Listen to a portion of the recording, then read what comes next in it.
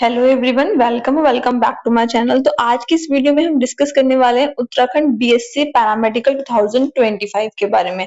जी हाँ दोस्तों, आज की इस वीडियो में आपको बताऊंगी कि उत्तराखंड में पैरामेडिकल के 2025 के एप्लीकेशन फॉर्म कब तक आउट होंगे, आपकी एग्जाम डेट क्या होगी, आपकी एलिजिबिलिटी क्राइटेरिया क्या होगा, कौन कौन इस फॉर्म को फिल कर सकता है, आपने प्रिपरेशन किस तरीके से करनी है, बुक्स कौन सी बेस्ट होंगी, इन सारे क्वेश्चंस के बारे में हम डिस्कस करने वाले हैं।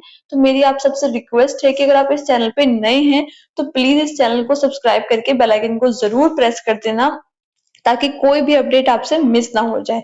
तो आइए दोस्तों स्टार्ट करते हैं वीडियो। और एक चीज और, अगर आप चाहते हो कि आप मेरे साथ प्रिपरेशन करो, क्योंकि मैंने लास्ट ईयर भी बहुत सारे स्टूडेंट्स को गाइड करा था और उनको बहुत अच्छे गवर्नमेंट कॉलेजेस मिले भी हैं उत्तराखंड में पैरामेडिकल, नर्सिंग, एएनएम, जीएनएम में। तो आप मुझे कमेंट सेक्शन में बता सकते हो और प्लीज इस चैनल को ज्यादा से ज्यादा सब्सक्राइब भी कर लेना। तो दोस्तों स्टार्ट करते हैं वीडियो। आज हम जो भी डिस्कस करेंगे वो हम ब्रोचर 2024 का है उसके बिहाफ पे करेंगे, ठीक है। तो सबसे पहले मैं आपको बता दूं, उत्तराखंड में जो पैरामेडिकल का एंट्रेंस एग्जाम होता है, भले ही वो आपको यूजी लेवल का हो या फिर पीजी लेवल का हो, वो आपका एचएनबीयू एमयू यूनिवर्सिटी कंडक्ट कराती है, ठीक है। ये आपकी देहरादून में है, इसकी फुल फॉर्म है Hemwati Nandan Bahuguna Uttarakhand medical education university, ठीक है। ये इनकी ऑफिशियल वेबसाइट है www.hnbumumu.ac.in, ठीक है। आप यहाँ पर जाकर के भी चेकआउट कर सकते हो। बाकी इस चैनल पे बने रहोगे तो सारे अपडेट्स तो आपको मिलते ही रहेंगे, ठीक है। अब सबसे पहले जो फर्स्ट क्वेश्चन आता है स्टूडेंट्स का वो ये होता है कि एप्लीकेशन फॉर्म्स कब तक आउट होंगे, ठीक है। तो आप देख सकते हो लास्ट ईयर आपके 30 अप्रैल 2024 से 25 मई 2024 तक आपके एप्लीकेशन फॉर्म आउट हुए थे और ये जो टाइम ड्यूरेशन था इसमें आपको टाइम मिला था कि आप फॉर्म को फिल कर सकते हो, ठीक है। तो आप ये मान के चल सकते हो कि जो लास्ट ईयर और जो उससे लास्ट ईयर का सिनेरियो था वो यही था कि हर साल उत्तराखंड में आपके पैरामेडिकल और आपके नर्सिंग के जो फॉर्म है वो अप्रैल के लास्ट वीक में आउट हो जाते हैं और आपको मई का पूरा मंथ मिलता है फॉर्म को फिल करने के लिए, ठीक है। तो आप ये मान सकते हो कि इस साल भी 2025 में आपके अप्रैल के लास्ट वीक तक आपके फॉर्म जो है वो आउट हो जाएंगी और आपको मई का मंथ मिलेगा आराम से फॉर्म को फिल करने के लिए, ठीक है। और एक चीज के लिए बिल्कुल भी पैनिक मत होना कि फॉर्म ऐसा नहीं होता कि आज आए और कल को खत्म हो गया, ठीक है, ऐसा नहीं होता। कम से कम आपको 10 से 15 दिन का टाइम, कम से कम इतना मिनिमम टाइम आपको मिलता है फॉर्म को फिल करने के लिए, ठीक है। तो आप मान सकते हो कि अप्रैल के लास्ट वीक या फिर मई के फर्स्ट वीक में आपके फॉर्म्स आउट हो जाएंगे 2025 में, ठीक है। ये तो बात हो गई कि एप्लीकेशन फॉर्म कब आने वाले हैं। अब बात करते हैं इसकी एग्जाम डेट की, कि अगर एप्लीकेशन फॉर्म जब तक आएंगे तो हमें प्रिपरेशन करने के लिए टाइम कितना मिलेगा, ठीक है। तो देखो, जो लास्ट ईयर आपका पेपर हुआ था वो जून में हुआ था। हर साल आपका जून के फर्स्ट और सेकेंड वीक में आपका जो पेपर है वो कंडक्ट करा लिया जाता है। तो लास्ट ईयर आपका 8 जून को पेपर कंडक्ट हुआ था, ठीक है। 2 घंटे का आपको यहाँ पे टाइम मिलता है, क्लियर है। तो आप इतना यहाँ भी इस साल एक्सपेक्ट कर सकते हो कि आपका जून के फर्स्ट और सेकेंड वीक में 2025 में आपका एग्जाम कंडक्ट करा लिया जाएगा। तो आप देख सकते हो कि अभी आपका फरवरी का आपके अराउंड 10 डेज निकल चुके हैं। तो आप इतना मान के चलो कि आपका फरवरी के 20 डेज अप्रोक्स हैं, ठीक है, सॉरी 20 नहीं, 18 डेज आपके अप्रोक्स हैं। और आपके पास पूरा अप्रैल, पूरा मार्च, पूरा अप्रैल, पूरा मई है प्रिपरेशन के लिए। तो आपके पास 3 मंथ है, आप अच्छे से प्रिपरेशन कर सकते हो, ठीक है। तो ये तो हो गई आपकी एग्जाम डेट के बारे में। अब बात करते हैं इसकी एलिजिबिलिटी क्राइटेरिया क्या होगा, ठीक है।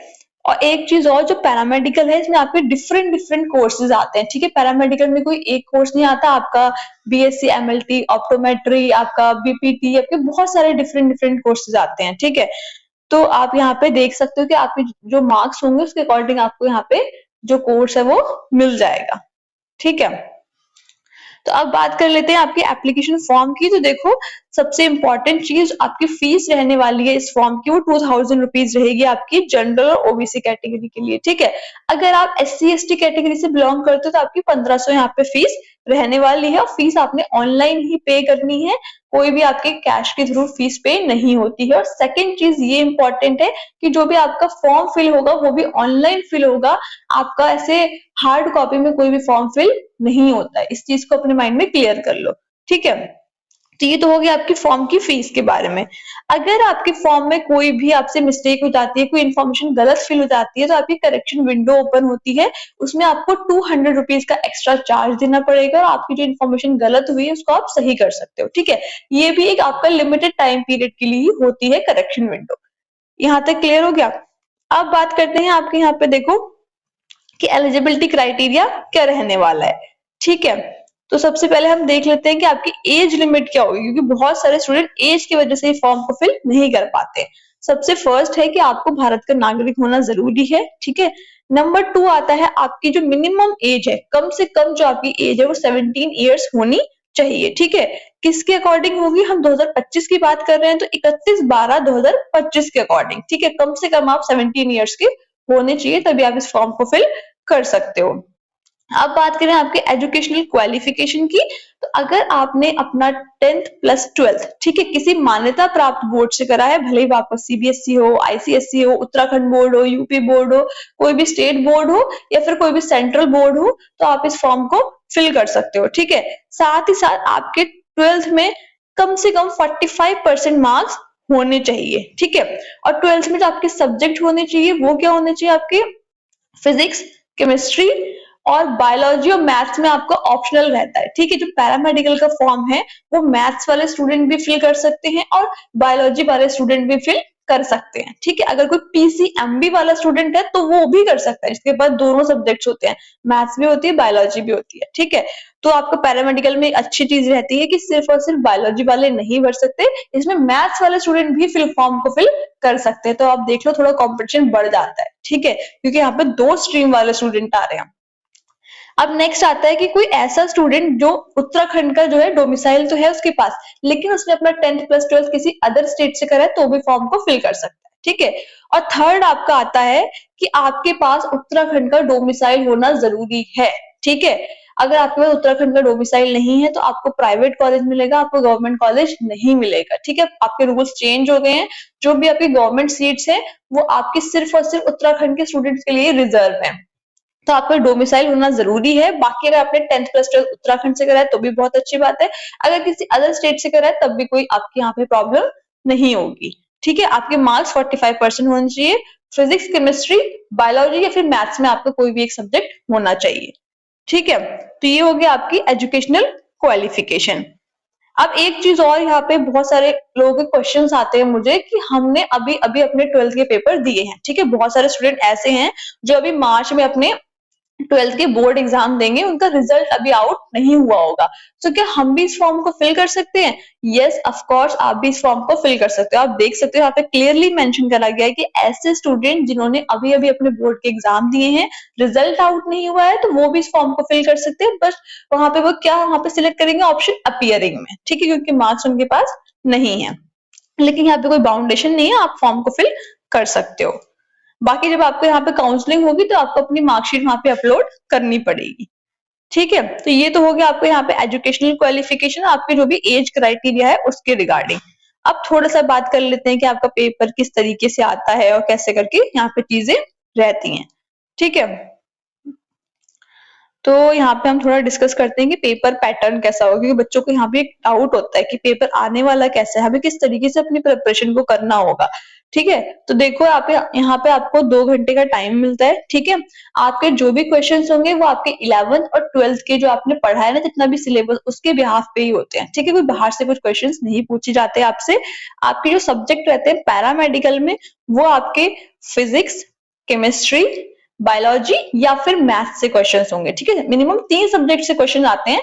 अगर आप बायोलॉजी वाले हो तो आपका जो सेट आएगा उसमें फिजिक्स, केमिस्ट्री, बायोलॉजी के क्वेश्चंस होंगे। अगर आप मैथ्स के स्टूडेंट हो तो आपके पास में फिजिक्स, केमिस्ट्री और मैथ्स के क्वेश्चंस होंगे। ठीक है, फिजिक्स और केमिस्ट्री के 25 क्वेश्चंस होते हैं, 25 मार्क्स के। आपके जो बायोलॉजी या फिर जो मैथ्स के क्वेश्चंस होंगे वो 50 मार्क्स के होते हैं। तो आप देख सकते हो कि जो आपका बायोलॉजी या फिर जो मैथ सब्जेक्ट है उसका वेटेज यहाँ पे ज्यादा है। ठीक है, तो आप यहाँ पे इतनी चीज को तो यहाँ पे आइडिया लगा सकते हो। क्लियर हो गया। और एक चीज और, अगर कोई ऐसे स्टूडेंट है जिनके पास 2 स्ट्रीम है लेकिन आपके पास पेपर एक ही आएगा, ठीक है बेटा, तो आपने एक फॉर्म को अच्छे से यहाँ पे फिल करना है। आपके जो पेपर का जो टोटल वहां पे मार्क्स होते हैं वो 100 मार्क्स का आपका यहाँ पे पेपर रहता है, कोई भी निगेटिव मार्किंग नहीं होती है। क्लियर है? ये चीज यहाँ पे आपको, आई होप कि आपका डाउट क्लियर हो गया होगा। 100 क्वेश्चंस होते हैं, 100 मार्क्स के होते हैं, 2 घंटे का आपको टाइम मिलता है, हर करेक्ट आंसर पे आपको 1 मार्क्स मिलेगा। अगर आप गलत कर देते हो तो कोई भी मार्क्स नहीं मिलेगा, लेकिन निगेटिव मार्किंग भी नहीं है, ये आपके लिए सेफ साइड है। ठीक है? ऑब्जेक्टिव पेपर आता है, ठीक है, आपको एक क्वेश्चन आएगा, उसके 4 ऑप्शंस दे रखे होंगे, जो भी सही आपको ऑप्शन लगता है उस पे आपको टिक करना होगा।